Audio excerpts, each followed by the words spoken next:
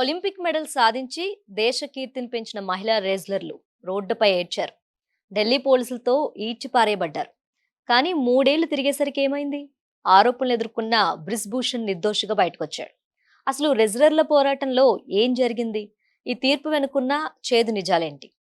August 2026న Delhi Rouse Avenue court ఇచ్చిన తీర్పు దేశం కోసం పోరాడిన మహిళా అథ్లెట్లను తీవ్ర నిరాశకు గురిచేసింది.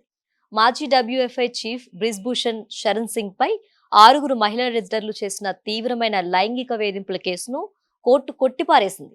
ఆధారాలు సరిగా లేవనే కారణంతో బ్రిజ్భూషణ్ అండ్ ఆయన అసిస్టెంట్ వినోద్ తోమర్లను కోర్టు నిర్దోషులుగా ప్రకటించడంపై క్రీడాలోకంలో ఆగ్రహం వ్యక్తమవుతుంది. తీర్పు రాగానే బ్రిజ్భూషణ్ తప్పు నిరూపిస్తే ఉరివేసుకుంటానని ముందే చెప్పానంటూ బిల్డప్ కామెంట్స్ చేశాడు.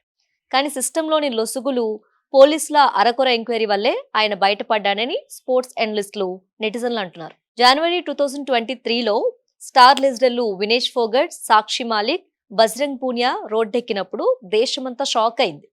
డబ్ల్యూఎఫ్ఐ ప్రెసిడెంట్ గా బ్రిజ్భూషణ్ తమను ఫిజికల్ గా టార్చర్ చేశాడని, అబ్యూజ్ చేశాడని, ఆఫీస్ లో పవర్ ని మిస్యూజ్ చేశాడని ఆరోపించారు. జంతర్ మంతర్ దగ్గర నెలల తరబడి ధర్నాలు కూడా చేశారు. దేశానికి మెడల్స్ తెచ్చిన అథ్లెట్లను పోలీసులు రోడ్డుపై ఈడ్చుకెళ్లారు.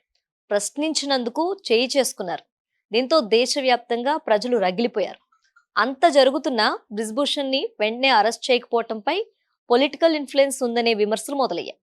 అయినా సరే అథ్లెట్స్ చేసిన కంటిన్యూస్ ప్రొటెస్ట్ తో, పొలిటికల్ ప్రెషర్ తో ఏప్రిల్ 2023లో ఢిల్లీ పోలీసులు ఎఫ్ఐఆర్ బుక్ చేశారు. అందులో ఒక మైనర్ బాధితురాలి కంప్లైంట్ పై పోక్సో కేసు కూడా ఉంది.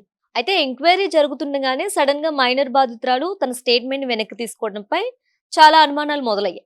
పొలిటికల్ అండ్ మనీ పవర్ తో బాధితులపై ఒత్తిడి తెచ్చి స్టేట్మెంట్ మార్చేలా చేశారనే ఆరోపణలు బలంగా వినిపించాయి.